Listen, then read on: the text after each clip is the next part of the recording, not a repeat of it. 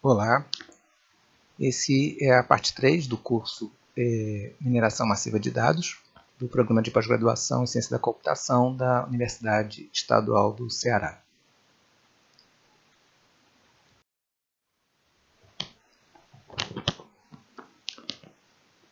Agora vamos fazer uma introdução aqui à programação. Primeiro falar sobre o ambiente, de trabalho. Nosso cluster, são 7 servidores, onde roda o Apache Spark, que é a ferramenta que nós vamos utilizar. Cada um desses servidores ele é biprocessador e no mínimo 64 GB de memória RAM. A gente tem 1 TB em RAID, em redundante, para armazenar os dados do usuário, ou seja, os dados que você for escrever, eles estão nessa partição desse disco RAID. Os datasets eles estão instalados em 3 servidores de armazenamento, são servidores replicados, tem uma capacidade total de 96 terabytes de disco, e a gente tem disponível assim, para uso mais ou menos 40, que seria exatamente a metade do valor linear. O acesso à ferramenta é através de uma interface web, o Jupyter Lab, que é uma extensão, uma evolução do Jupyter Notebook. Para quem trabalha com Python, já conhece, sabe que é uma ferramenta que é muito utilizada, e ela é muito útil.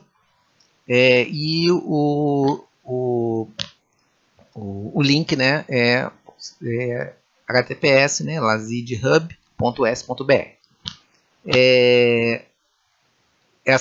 Esse site ele é criptografado, então vocês podem colocar senha sem nenhum perigo, sem nenhum problema, e aí faz o login em cada conta individual.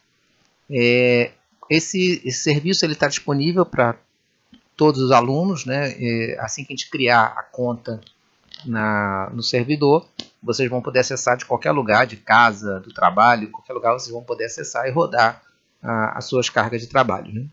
A vantagem é que assim que você... O Jupyter Lab tem essa vantagem, você pode iniciar um processamento, os servidores vão ficar ligados, vai ficar executando, e quando você terminar o processamento vai exibir o resultado, vai deixar lá o resultado. Então você pode fazer solicitar, iniciar um processamento, deixar ele processando, depois você volta no dia seguinte e pega o resultado. Tem análise de dados que levam dias para processar, então não considerem que isso seja um absurdo, porque os exemplos que a gente vai executar são exemplos curtos, levam minutos, 2, 3 minutos para ter um resultado, Mas eu já rodei alguns algoritmos que levam dias para eles darem a resposta. Os datasets eles podem ser vistos na página do laboratório, lacidios.br, e nas aplicações que vocês forem executar, a gente vai buscá-los no diretório /data, /dataset e o nome do diretório. Então, vai ter que copiar cada exemplo e colocar no teu programa. Além disso, também tem várias, na própria página do curso, tem umas folhas de dicas, chamadas cheat sheets, que são com várias, que ajudam na programação e na execução do código. Bom, assim que a gente digitar aquela página, o Lacid Hub, a gente vai entrar nessa página do Jupyter Hub, que é o sistema distribuído. Aqui nesse caso está o meu nome, minha conta, Marcial, a gente faz o login. E assim que a gente abre essa tela aqui, tá? Então a gente continua num browser, num browser web, e a gente tem essa organização da tela. Aqui a gente tem os programas que estão na sua conta, está dentro da sua conta do usuário. vocês observam o seguinte, que a extensão, né, do Jupyter Notebook é esse IPINB.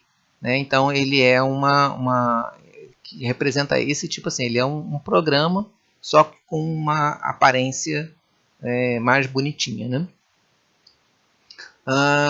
E aqui em cima a gente tem o menu, né? E aqui do lado a gente tem algumas ferramentas que são bastante interessantes. A gente vai vendo detalhes aqui dessa ferramenta aí ao longo do curso. Né? E aqui então a gente rodou o nosso primeiro programa em Python, né? Que é o Hello World. Né? Todo mundo de computação sabe, né, que o primeiro programa que você faz em qualquer linguagem, quando a gente aprende uma linguagem de programação, o primeiro programa que a gente faz é o Hello World, né, o Alô Mundo. Né? Então é o primeiro exercício que a gente faz. Então vocês vão poder fazer esse exemplo, né? Print Hello World. Eu botei também aqui a versão portuguesa aqui, né? Olá Mundo, né? E aí então, escrevendo esse texto, a gente pressiona essa setinha, aí ele vai executando um passo de cada vez. Outra coisa que é interessante é que o Jupyter Lab, né, o Jupyter Notebook, ele tem essa ideia de células. Né? Ou seja, você tem um quadradinho aqui que é representado nesse sombreado, onde aqui você coloca o código que vai ser executado. Tá? Então, a gente pode, aqui no caso aqui tem só uma linha, mas pode ter mais linhas. Né? O que define cada uma dessas células? É que essa célula, no final, a gente sempre coloca um resultado.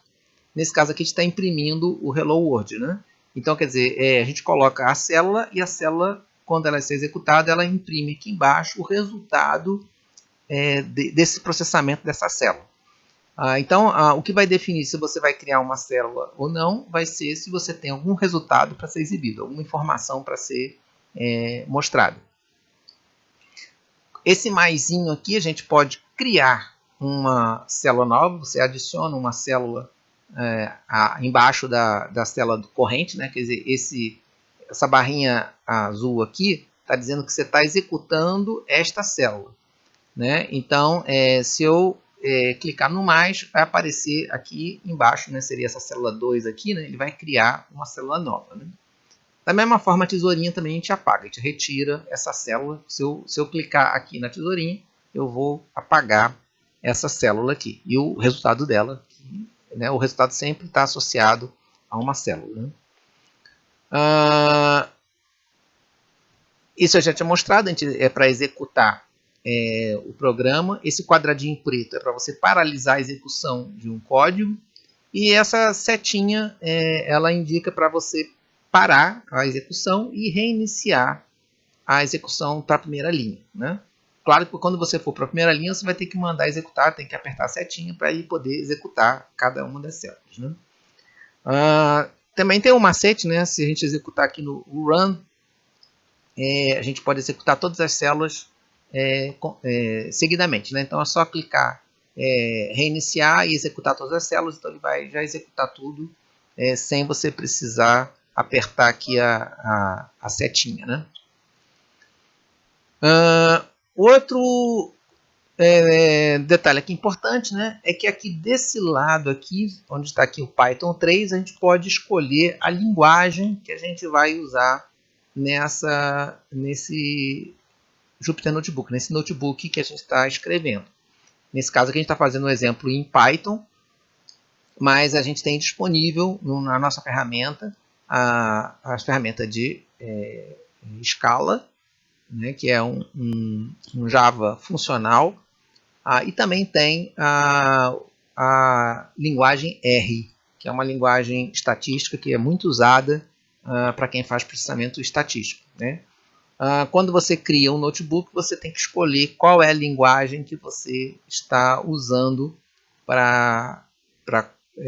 no código, né, que você está usando aqui. Uma outra... também tem aqui o disquetezinho aqui, que é para você salvar, né, o programa. Né?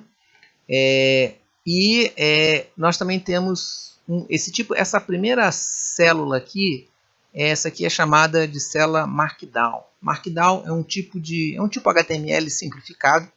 Ele permite você fazer uma apresentação bonita, mas de forma simples, né? Como se fosse um HTML, né? Geralmente a gente aqui no Jupyter Notebook ele não executa isso daqui, ele simplesmente só exibe. Então você pode colocar informações, né? Como isso daqui, né? Botei aqui título, primeiro programa, Hello World, né? Que a gente pode colocar informações que não são executadas. Outro comando também importante, a gente pode criar arquivos, a gente também pode fazer upload de arquivo, né, que é essa setinha aqui, né, eu posso carregar, né, um novo programa, né, e várias outras funções que quando vocês sentirem necessidade, vocês vão procurar aí e vão localizar.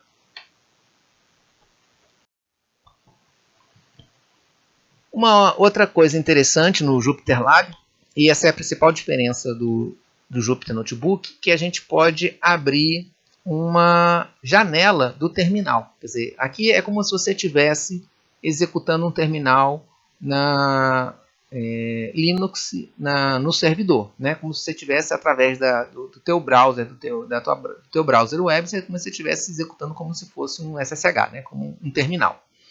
E então muitas das coisas a gente pode fazer, a gente pode executar através do terminal.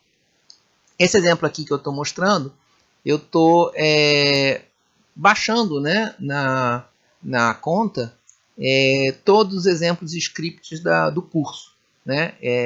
Tem esse caminho lá na página do curso, vocês têm esse caminho. Aí então só colocar ali git clone e GitHub, macOS, mineração massiva de dados, .git, né? E aí então a gente vai baixar todos os dados, todo o código exemplo que a gente vai usar ao longo do curso.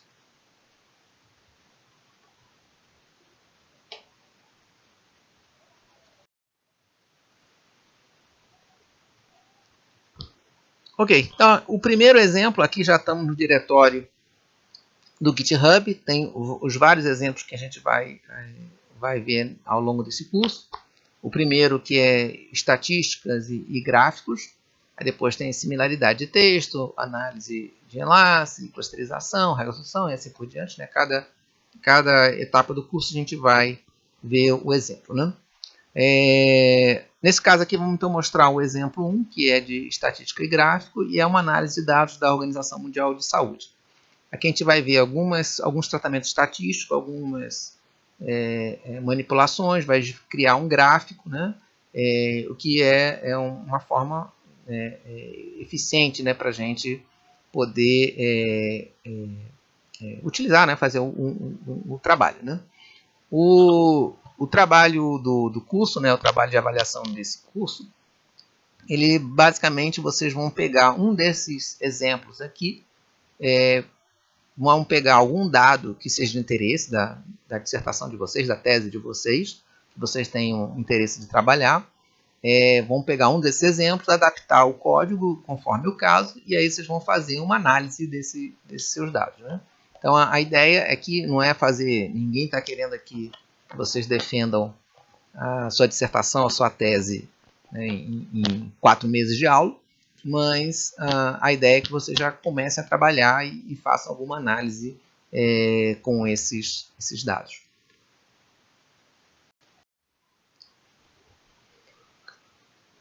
Ok, então agora vamos falar um pouquinho de programação, né? Vamos fazer uma pequena introdução à linguagem Python. Só um histórico, o Python ele foi criado por Guy van Rossum em 89. Ele foi quando ele estava no Instituto Nacional de Matemática e Ciência da Computação da Holanda. O motivo do nome Python é que foi uma homenagem a um grupo humorista britânico chamado Monty Python. Né? O pessoal mais antigo conhece, né? Lembra-se que tinha um programa na BBC, né? E inclusive tem versão no Brasil, existe tradução para esse programa, né? Mas o Python é uma linguagem open source e de desenvolvimento comunitário. Ela foi originalmente criada para ser uma linguagem educacional, porque ela é extremamente simples de ser escrita, simples de ser entendida, né? E, portanto, então, ela tem uma possibilidade de ser usada para ensino, né? Muitos cursos, né, de computação utilizam a linguagem Python como uma linguagem básica, né, de aprendizado. Apesar dessa ideia de ser uma linguagem educacional, hoje em dia é uma das linguagens mais utilizadas no mundo, né? Divide aí com Java, com C, as linguagens mais utilizadas no campo da computação. Vários sistemas são escritos em Python e eles são muito usados e são bastante utilizados pelas pessoas, né? Ok, continuando então, né, o Python é uma linguagem interpretada. O que significa isso? Que não é necessário compilar o programa. Quando você vai executá-lo, ele vai compilá-lo em tempo real e vai executar naquele momento, né?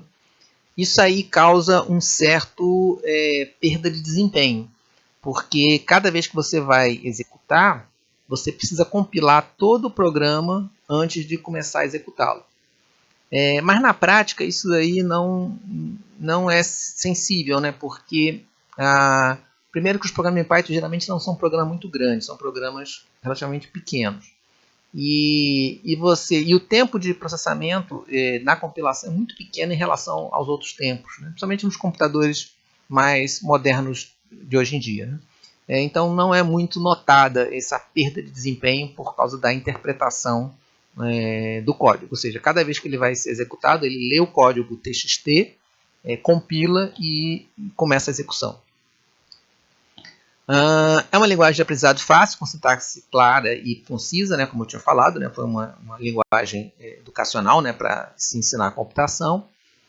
E ela possui recurso de linguagem estruturada, orientada a objeto funcional. Isso é bem interessante, porque é uma linguagem educacional. Então, quando um aluno de ciência da computação vai aprender programação, ele precisa aprender todas as paradigmas de programação, né? Então, ele começa aprendendo uma linguagem estruturada, que é a mais simples, depois ele trabalha em cima de linguagem orientada a objeto, depois trabalha com linguagem funcional. E o Python permite que você utilize esses três paradigmas de programação. Ok, e só para encerrar aqui o histórico, né, vocês podem notar isso, né, que existem duas versões incompatíveis, que é o Python 2, né, e o Python 3. Geralmente o pessoal chama Python, quando só tem Python é só o Python 2 e o Python 3, que é o Python 3. Hoje a gente está na versão 3.7 e o Python 2 que está na versão 2.7. Só que cada vez menos a gente vai ver o Python 2, porque o Python 2 foi oficialmente enterrado em janeiro de 2020. Então, desde janeiro de 2020, o Python 2 é um defunto, ele não existe mais. Então, desde então, a gente só usa o Python 3, né? Hoje é o Python 3.7, 3.8 deve estar saindo daqui a pouco, né? Mas qual é o grande problema? É que as duas versões são incompatíveis, particularmente na instrução print. E se vocês forem procurar na internet trecho de código, né, quando estiverem desenvolvendo o projeto de vocês, o trabalho de vocês, e vocês procurarem na internet, vocês podem encontrar um trecho de código em Python 2. Aí vocês vão tentar executar no Python 3 e ele não vai funcionar direito, vai dar erro, né? Então esse aqui é o problema, né, dessas versões incompatíveis. Mas a gente acredita que em breve só vai existir o Python 3 e o Python 2 vai deixar de ser utilizado.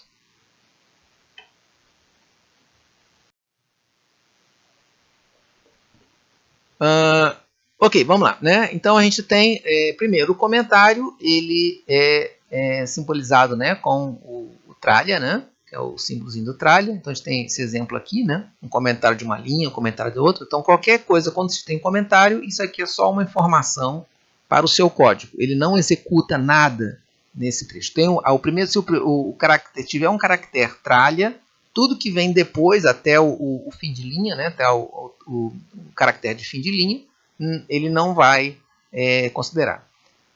No Jupyter Lab, vocês vão observar que ele muda a cor e muda também, fica uma linha assim inclinada, né, como se fosse um itálico, né? Exatamente para vocês saberem o que representa cada linha que vocês estão escrevendo. Então não existe possibilidade de ter erro. Quando você botar um comentário e ele ficar a linha ficar com uma cor diferente, quer dizer que não é comentário, né? Se ficar assim, aqui é um comentário. E aqui então a gente colocou aqui o nosso Hello World, né? Print, abre parênteses, aspas, Hello World, fecha aspas, fecha parênteses. Se a gente colocar essa Ctrl barra aqui, né? Essa barra ao contrário, significa que a linha continua. Então isso aqui é como se fosse uma linha só que a gente separou em várias linhas só por questão de clareza, né? Mas tudo se passa como se esse Word estivesse no lugar dessa barra aqui, né? Então é como se fosse uma linha só. Quando a gente programa assim linhas muito longas, né? Isso aqui pode ser útil para a gente poder tornar mais legível, né, o nosso código, né? E a entrada e a saída de dados é através das instruções input e print, né? Então, mostrando aqui só um exemplo, né, temos aqui esse exemplo aqui de cima, né, o nosso Hello World, né? Aí depois a gente também tem uma entrada. Então eu posso colocar aqui, ó, nome, input, escreva o seu nome, né? Então o que vai fazer? Ele vai perguntar o seu nome. Então vai aparecer a tela assim, escreva seu nome e um box, uma caixa, né, para você escrever o seu nome. E aí então ele vai atribuir esse valor de entrada aqui e colocar na variável nome. E aí depois então a gente imprime olá e o nome. Tá? Então quando eu fizer colocar meu nome aqui, né, ele vai imprimir lá olá Marcial.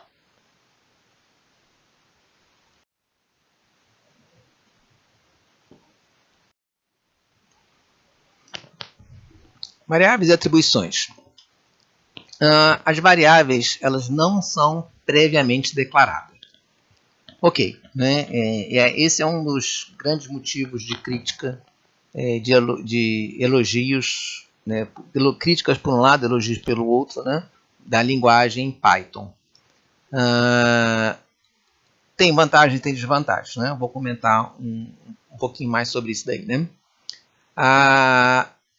Se a gente fizer, nesse caso aqui, por exemplo, A igual a hello, B igual a word, eu não preciso dizer anteriormente que A vai ser um string e que o B vai ser outro string. Tá? Tem outras linguagens, por exemplo, Java, né, C. Você precisa, no começo do programa, decidir, olha, a variável A será do tipo string, ou vai ser do tipo inteiro, e assim por diante. O Python não tem isso. O que você não precisa declarar, assim que você declara, ele tenta atribuir né, o melhor melhor tipo que seja, né, para encaixar em cima desse dado. Né? Aí quando você faz por exemplo, o print, né, A mais espaço em branco mais o B, a gente vai ter o Hello World. Né? Aí vocês observam, né, que a gente tem o plique, né, que é o tracinho, e tem o aspas, que são dois tracinhos. E eles podem ser usados de uma forma ou de outra. Você pode colocar o hello aqui com plique, ou pode colocar como aspas. Né?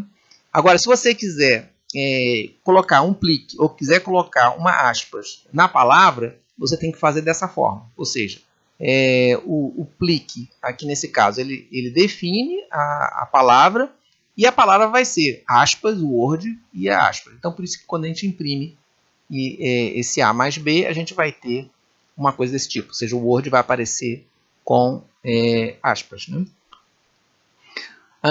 Cada variável pode ser caractere, né? O char, pode ser um string, que é um conjunto de char, booleano, né? On/off, né? True, falso, né? Quer dizer, verdadeiro, falso, 0 ou 1. Pode ser um número inteiro, pode ser um número real, e pode também ser números complexos. Os strings eles são identificados por aspas ou o clique, né? E que as variáveis elas são tipadas, elas não podem somar tipos diferentes. Por exemplo, strings inteiro. Mas eu posso somar tipos numéricos diferentes. Por exemplo, inteiro e float. Nesse caso daqui, né, a gente tem aqui uma operação. Né, então, declarei aqui a variável A com 23, a variável B com 56. Então, se eu fizer aqui print A mais B, ele já vai somar o 23 mais o 56 e vai mostrar 79. Ou se eu fizer declarar uma outra variável, C igual a A mais B, e depois eu fizer o print do C, eu também vou mostrar o mesmo resultado. Então, quer dizer, aqui nesse caso ele juntou duas variáveis e imprimiu um resultado, o final do resultado. Ele não imprimiu 23 mais 56. Ele já fez a operação. Quer dizer, diferente do caso aqui do string, né, onde ele juntou, né, as duas variáveis. Né? E a gente também pode combinar tipo. Né? Posso declarar aqui o A happy, né? O B 2018, e aí se eu fizer print A mais B, print A e B, eu vou lá happy 2018. Então eu vou juntar um número com um string. Eu tinha comentado, né, que a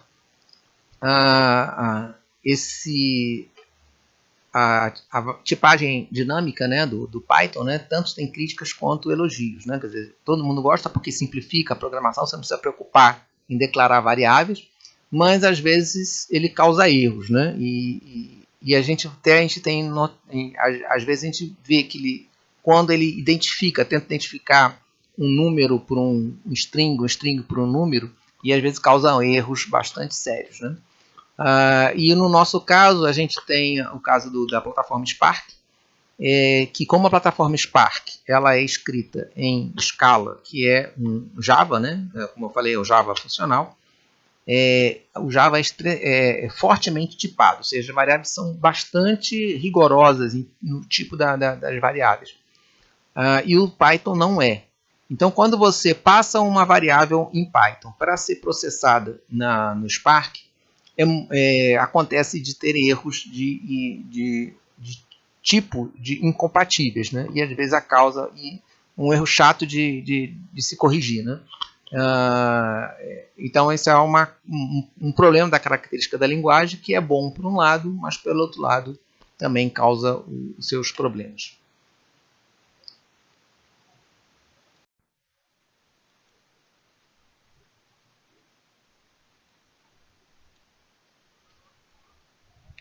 Ok, vamos ver então agora um array ou lista. O array ele é um conjunto, né, de valores. Né? Na realidade é um vetor do mesmo tipo. A lista é semelhante ao array, só que numa lista você pode incluir vários tipos. Então, o primeiro exemplo aqui, né, a gente vê um array, que eu chamei aqui pela palavra array, que tem o valor A, B, C, D, E. Ou seja, isso aqui é um array, todos eles do mesmo tipo, que é um caractere, um string, né, que representa um array de caracteres. Se eu fizer o print array, a gente vai imprimir A, B, C, D, E. Ok, cada elemento do array ele é identificado a partir do nome, né, que você atribuiu à variável, né, ao nome que você definiu, atribuiu ao array, o colchete e o número da posição no array. Mas atenção, em Python o primeiro elemento do array, ele sempre tem o índice 0. Ou seja, o primeiro elemento, ao contrário da nossa vida comum, da vida cotidiana, que a gente representa uma série de valores, né, com a primeira posição, o índice 1. No caso do Python, a gente representa com o índice 0. Então, se eu fizer array, abre colchete, 1, fecha colchete, a gente vai imprimir o array de posição 1, que é o valor B. Então, a gente tem o A, que é o valor 0, que é a posição 0, o B, que é a posição 1, C é a posição 3, e assim por diante. Um outro exemplo é que a gente pode fazer uma operação com dois elementos do array. Então, por exemplo, aqui eu estou pegando o array na posição 3 e somando com um array da posição 4. E aí, então, imprimindo. Como o nosso array ele é string, então ele vai pegar o elemento da posição 3, que no caso aqui é o D, e vai adicionar o elemento da posição 4, que nesse caso é a letra E. Então, quando a gente fizer o print array 3 mais array 4, vai mostrar DE. Aqui a gente tem um array com valores numéricos. Aí a gente define o array com o colchete e os valores separados por vírgula.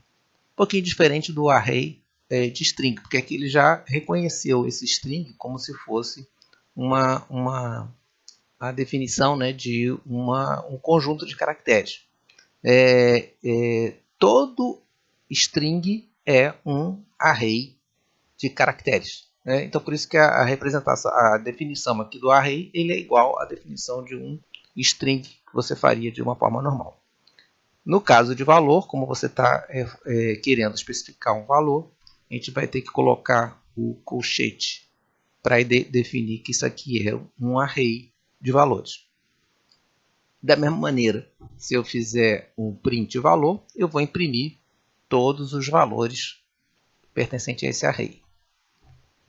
Se eu fizer o print valor 1, da mesma maneira que a gente viu no string, a gente vai imprimir o valor da posição 1.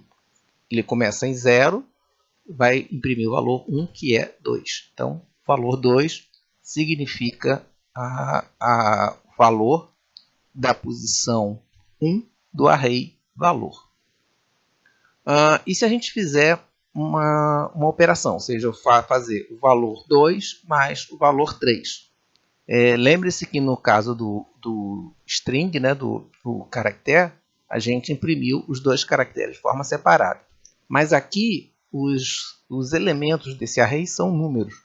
Então, se eu fizer valor 2 mais o valor 3, a gente vai fazer o valor 2, né, que é 3, mais o valor 4, que é o elemento da posição 3, e aí, então a gente vai fazer 3 mais 4 igual a 7. Então ele já fez a operação com os valores desse array. A lista nada mais é do que um array, mas com vários tipos. Né? A exigência é que o array seja apenas um tipo. A lista ela pode conter vários tipos.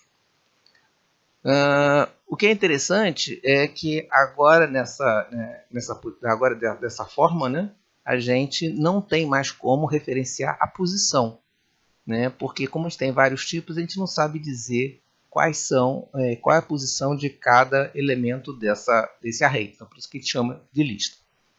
Ok, vamos lá. Então, a gente define uma lista igual colchete, e aqui a gente vai colocando todos os valores dessa lista. Né? Então, aqui tem 1, que é um valor numérico, 2, que é um string, né? Quer dizer, representando, né, o número 2. Depois eu tenho 3.0, que seria um valor real, né? 0,4 elevado a 10 a 2, né?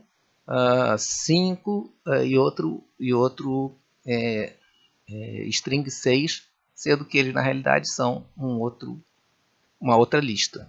Então aqui tem uma lista que faz parte de uma outra lista.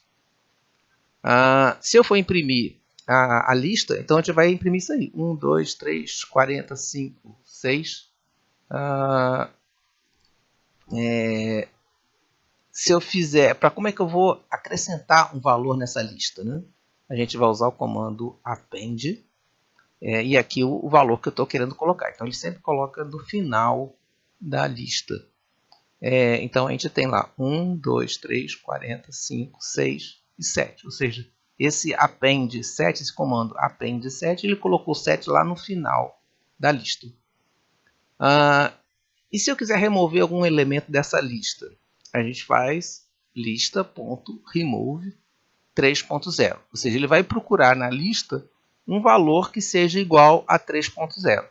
Que nesse caso aqui existe, que é esse valor aqui, é o terceiro elemento aqui da lista, né?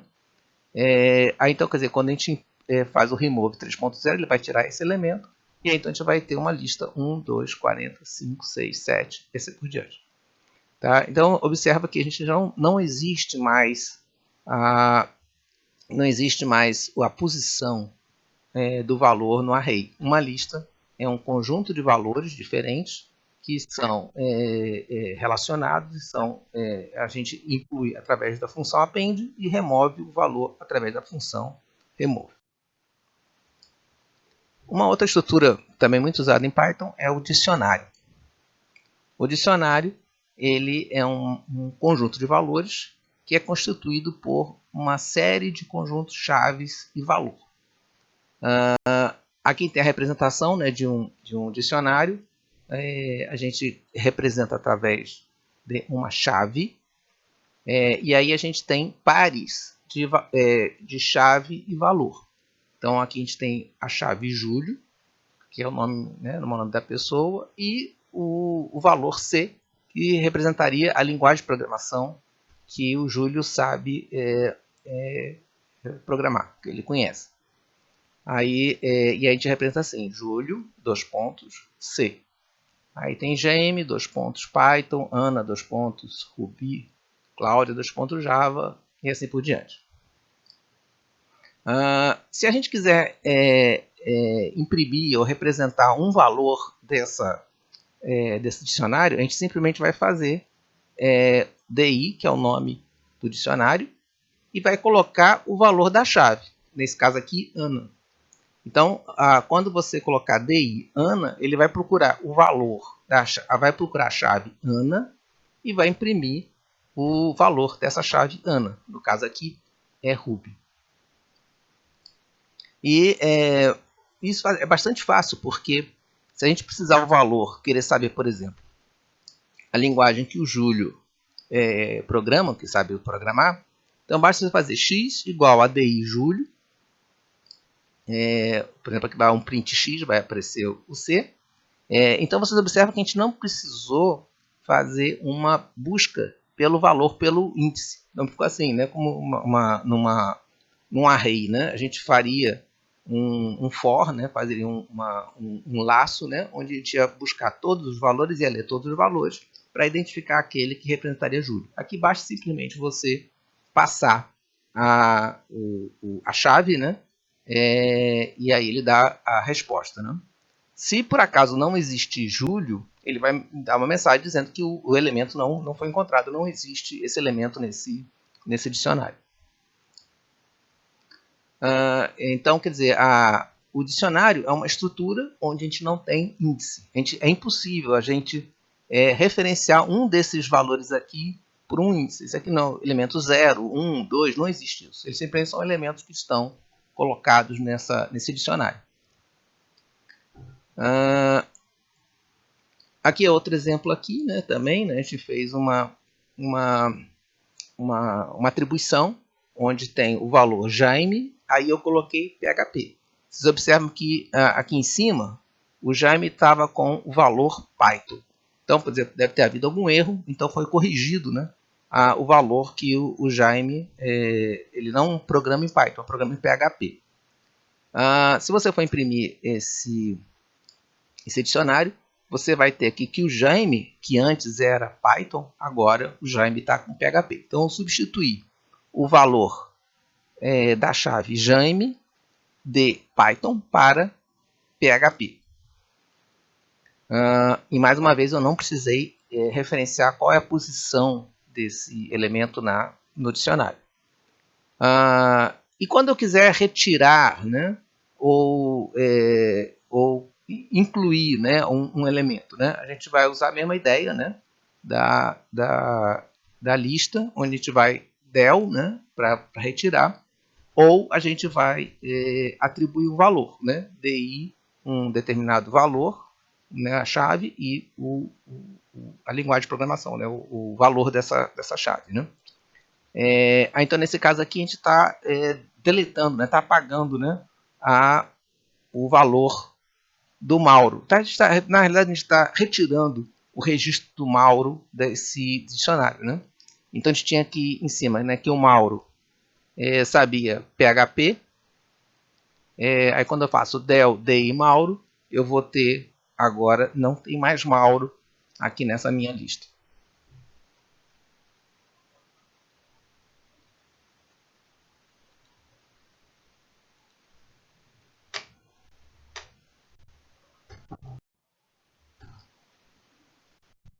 Ok, os blocos. Python ele tem uma característica que não é usual em outras linguagens de programação, é que a indentação que você escreve o código, ela é importante.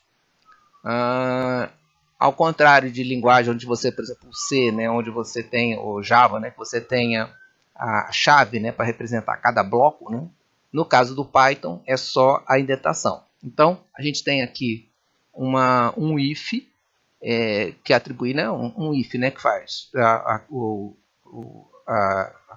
pergunta, né, a média ser maior ou igual a 7, aí ele vai imprimir essa linha aqui, né? Então, quer dizer, essa condição, esse print aprovado com média tal, ela vai só acontecer se essa condição for satisfeita, tá? E aqui eu não precisei colocar nenhuma representação, basta só que ele fosse deslocado. Uma recomendação que a gente sempre, qualquer programador Python sempre tem, né, é que para evitar, porque ele vai sempre considerar sempre a quantidade de caracteres a partir da posição da coluna 1, né, do editor de texto. Né? Então a recomendação é que a gente sempre usa o tab, que o tab a gente vai colocar o caractere, né, do bloco, né, sempre na mesma posição, e então vai evitar que aconteçam erros. Né? Continuando nosso bloco if aqui, né, a gente tem o elif, média menor do que 7 e média maior do que 3, a gente vai imprimir, né? Vai para a prova final com média tanto. Né? E else, se nenhuma dessas duas condições for satisfeita, quer dizer, ele será abaixo, né, de 3, né? Ficou reprovado com a média tal. Né? E então você observa o seguinte, e aqui depois vai continuar o programa normal, né? Vai continuar a execução do programa. E uma outra exemplo aqui interessante é a forma que a gente representa aqui, né, os números. Né? Aí a gente coloca aqui o format, né, nome e média. Então a gente vai imprimir o nome da pessoa e a média, sendo que o nome é a posição 0, né, é o nosso vetor aqui na posição 0, que vai ser colocado aqui nessa posição, vai ser o nome do aluno, né? E aí depois a média, que vai ser 4.2, quer dizer, vai ter 4 caracteres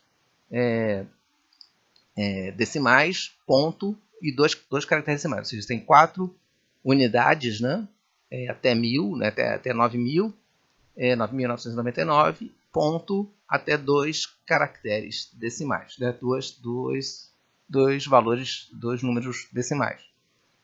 Então a gente vai ter um valor assim, 7,43. Né? Então, esse aqui todos eles vão ficar nessa representação. Então, é uma forma da gente definir o formato de cada nota. Né? Um outro exemplo aqui de um comando, tem um comando while, né? While contador menor ou igual a 9, dois pontos. Da mesma ideia do if, que a gente tem que fazer a indentação do bloco. Então, tudo isso daqui vai ser executado nesse while aqui, ou seja, enquanto o contador for menor do que 9, ele vai fazer resultado igual a número vezes contador, print o número, contador, resultado, vai somar o contador mais 1 no contador e vai continuar executando. Quando ele chegar ao valor acima de 9, né, quer dizer, quando ele for um valor 10, ele vai continuar a execução. Tá? Então, mais uma vez, o bloco while ele é definido pelo número de indentação na frente das linhas de comando. E um outro comando também bastante interessante é quando a gente usa uma lista, usa um array ou usa qualquer tipo de estrutura mais complexa, né?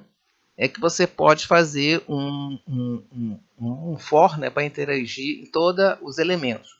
Então, por exemplo, a gente tem essa lista aqui, que é as letras P, Y, T, O, T, H, O, N. E aí, então, ele faz for item em lista, ou seja, para todos os itens dentro dessa lista, eu vou fazer esse comando. Por exemplo, print item. Então, ele vai imprimir todas as letras de forma sequencial, até chegar ao final. Então, é uma forma bastante compacta de você fazer o comando for, né, que existe em qualquer linguagem de programação, mas onde você tem que definir qual é o índice, né, que você está usando. Né? No caso de Python, a gente não precisa especificar, basta que você faça for item em lista e aí você tem todo o teu resultado.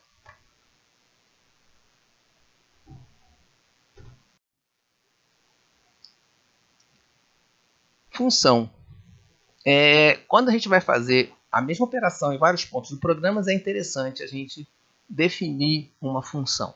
Como é que a gente define uma função de forma genérica? Né? A gente usa a palavra-chave def, aí a gente tem o nome da função e, opcionalmente, os parâmetros que a gente deseja passar para essa função. Né? Dois pontos, aí eu vou indentar novamente, indentar meu novo bloco, né? E eu vou fazer a operação. Nesse caso aqui é um add to, ele vai somar, ele vai calcular o valor C, que vai ser igual a A mais B, que são essas duas variáveis aqui que a gente vai passar como parâmetro, e ele vai retornar C. Então ele vai devolver para o programa que chamou add to, ele vai somar e vai devolver o valor da soma. Então, quando a gente for chamar, né, add to 2,2, a gente vai retornar, a gente vai ter o valor 4. Um outro exemplo é a gente chamar uma função externa. Em Python a gente tem uma vasta biblioteca externas, né, bibliotecas que são disponibilizadas tanto na linguagem padrão quanto por pessoas, né, que como é uma linguagem colaborativa, então quer dizer, várias pessoas colaboram, né? Então a gente pode chamar uma função externa. Como é que a gente chama essa função externa? A primeira a gente faz a função, a palavra-chave, né, import, e aí a gente chama a biblioteca que a gente está querendo chamar. Nesse caso aqui é a biblioteca math, né, de matemática. Né? E aí existe uma função sqrt, que é raiz quadrada. Aí se eu fizer print math.sqrt e dentro do sqrt eu colocar o valor 25, ele vai imprimir o valor 5. Ou seja, ele calcula a raiz quadrada e imprime o valor dessa biblioteca math. Aqui eu não precisei definir como é que a gente faz o cálculo de raiz quadrada. Né? Aqui bastaria só eu dizer que eu estou importando e eu chamar a função, já funciona, né? Já traz, né, o valor do resultado. Mais um macete que é interessante, né? Porque quando eu faço esse import math, ele vai importar todas as bibliotecas de matemática, que às vezes eu não vou usar. Então a gente pode fazer desse tipo aqui, ó, from math import sqrt. Então nesse caso eu vou só importar o sqrt. Eu não vou importar outras funções. Se eu quiser importar mais de uma função, vírgula, a outra função. né, e assim por diante. Com isso aqui a gente consegue economizar memória, né, de execução, né, e aí o programa fica bem mais rápido em relação ao chamado geral, né, onde a gente chama a gente carrega todas as bibliotecas, a biblioteca completa. Aqui tem outro exemplo aqui, né, também é o datetime, né, a gente importa, né, o datetime, e aí então a gente faz um now, que é o datetime now, quer dizer, o momento atual, então a gente vai imprimir a hora atual. Né? Então são várias funções que a gente pode chamar, usem e abusem do Python, que facilita muito a nossa vida, e aí então basta a gente importar, né, e utilizar as funções já prontas.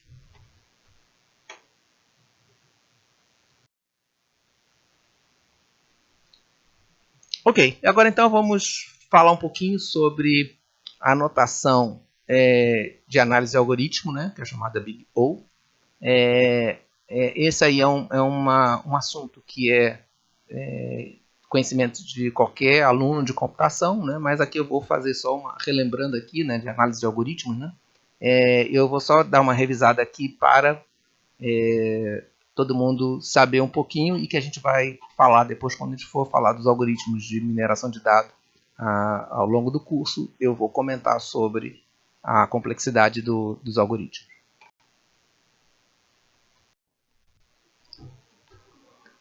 Ok, então uma das áreas, né, que existe, né, na computação é chamada de análise de algoritmos, onde a gente analisa, né, um determinado algoritmo para saber a eficiência, para a gente avaliar, né, o tempo de execução e o quanto de espaço que ele vai consumir. Né? Então a gente tem dois pontos de vista, né, da complexidade, que é a complexidade do espaço, que é quanto memória o programa vai exigir para guardar os dados, né, e manter, né, os resultados na memória. Né? Basicamente, a gente está falando aqui, né, de uma forma geral, a gente fala aqui de memória RAM, né, quer dizer, que a memória RAM geralmente a memória mais limitada, né, num computador. E outra análise que a gente tem é sobre a complexidade do tempo, que é em quanto tempo um determinado algoritmo vai gastar, né, para produzir um resultado quando a gente aumenta a quantidade de dados de entrada. A complexidade do tempo, geralmente, a gente vai definir uma função que é como é que cresce o tempo em função do crescimento dos dados de entrada, e aí a gente vai avaliar se o nosso problema, né, ele pode ser calculado num tempo razoável, né, quer dizer, que ele possa ser calculado num tempo coerente. Né?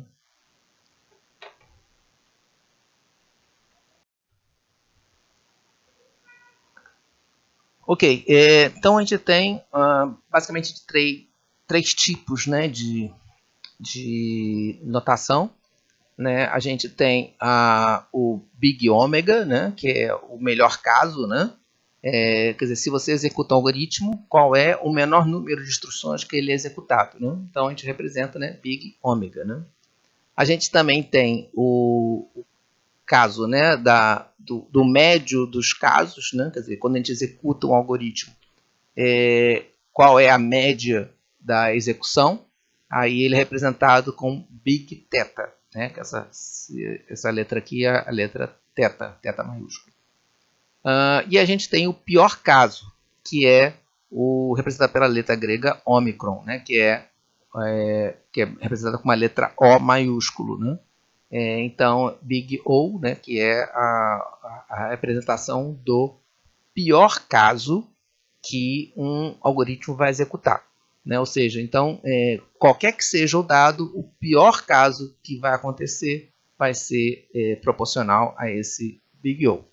Né? Na prática, a gente usa o Big O, porque como é o pior caso, né, acaba sendo o valor que é mais usado, né, e a gente sempre considera pelo pior. A notação Big O, né, ela é uma letra O maiúscula, né, não é zero.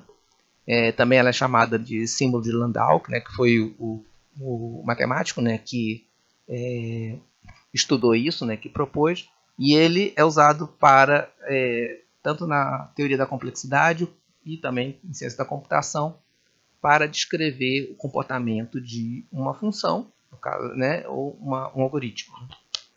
Então, ele basicamente diz quão rápido vai ser uma função em termos de tempo e de crescimento da memória, de acordo com o crescimento dos dados de entrada. A letra O, né, ela é usada, né, porque quando a gente analisa, né, o crescimento de uma função, geralmente a gente fala sobre ordem, né? Quer dizer, qual é a ordem dessa função matemática, né? Quer dizer, como a gente define o crescimento da ordem, né? Então, por isso que a letra O ela é utilizada. Quer dizer, a letra grega, né? Mas ela é a letra grega ômigro, mas ela também tem a ideia de ordem, né? Ok, então alguns exemplos, né? A gente tem aqui, né? Por exemplo, O de 1, quer dizer que é uma função, né? Um algoritmo que tem uma complexidade estática. Ou seja, não importa qual a quantidade de dados que a gente está analisando, ela sempre vai ser um valor constante, né? Quer dizer, então não há crescimento do tempo de processamento ou da memória, né, consumida, né, em função do aumento dos dados de entrada. A gente também tem por exemplo, uma função log de n, onde o crescimento é proporcional ao logaritmo do número de entrada, e que é uma boa função, porque como o logaritmo ele sempre é menor do que o log de n, né? Sempre o valor menor do que n, né? Então a gente sempre sabe, mesmo que a gente cresça um número de dados, ela nunca vai explodir num valor muito grande. A gente tem o O de n, que é um crescimento linear, ou seja, se a gente dobra o tamanho dos dados, a gente vai dobrar o tempo de análise. E a gente tem algumas funções quadráticas, por exemplo, O de n ao quadrado, né? Que significa isso, né? Que a função ela tem um crescimento que aumenta ao quadrado do número de entrada. Ou seja, se eu aumento a minha entrada em 2, ou seja, eu coloco o dobro da quantidade de dados, significa que o tempo de processamento vai ser n ao quadrado, vai ser 4. Então, quer dizer, eu vou ter um tempo de processamento que é o quadrado da entrada. E essa aqui é uma função extremamente complicada, porque o número vai crescendo exponencialmente e chega uma hora que a gente não vai mais conseguir processar.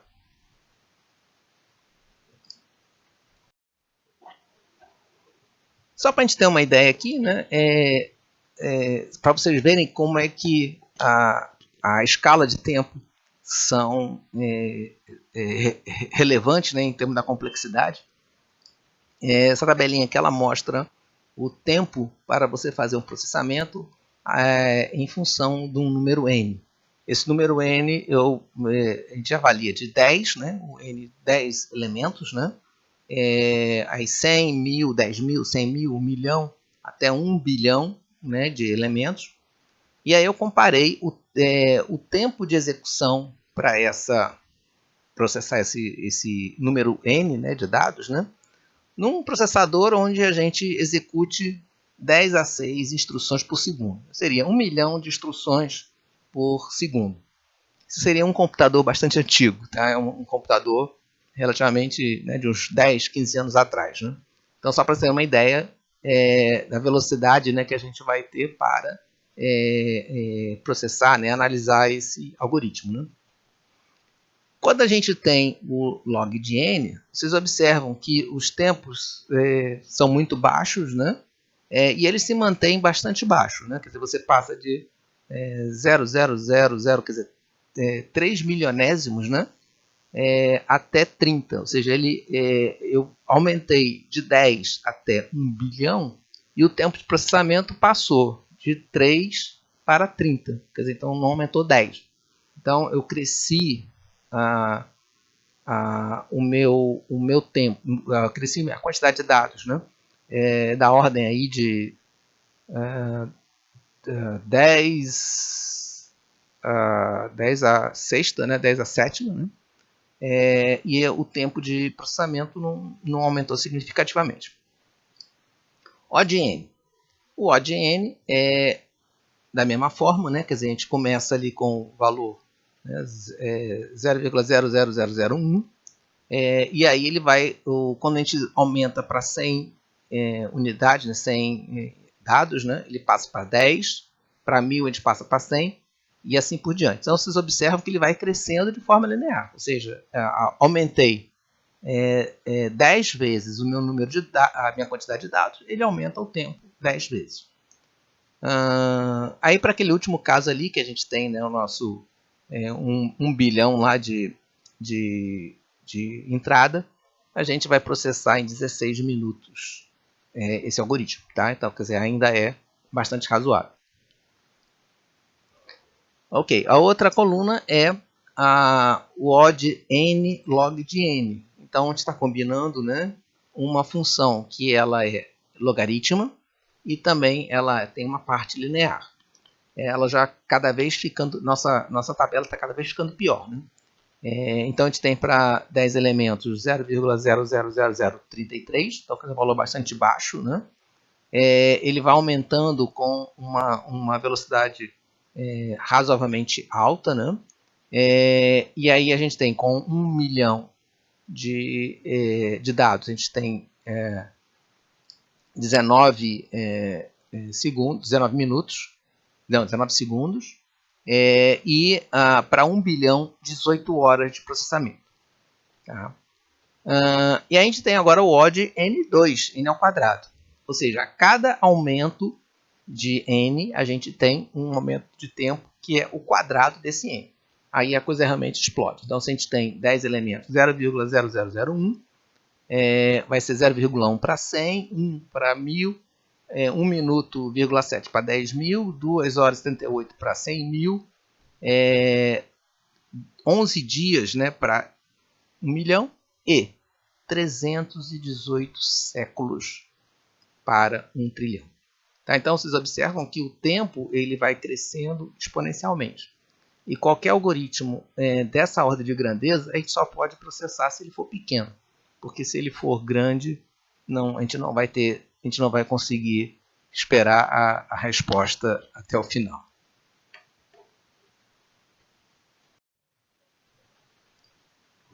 Bom, por fim, eu botei essa figurinha aí, né, que é uma figurinha clássica, né, que diz assim, né, o quanto que a gente pode trabalhar, né, com um algoritmo, né, aonde é confortável, né. Então a gente tem aqui o tempo, né, das operações, né, quanto tempo leva para processar, né, e aqui tem a quantidade n de elementos que a gente vai analisar, né. Então quando a gente tem log de n ou O de 1, então os valores são muito baixos, então mesmo quando a gente cresce o número de elementos, não cresce tanto. O O de n já tem um crescimentozinho, mas mesmo assim ainda é bastante tolerável, né? O n log de n, a gente já tem um crescimento também já bem mais intenso aqui, mas também ainda está na faixa amarela. Mas quando a gente tem o n ao quadrado, né, ou o O de n fatorial, por exemplo, né, o 2 elevado a n, é praticamente impossível, né?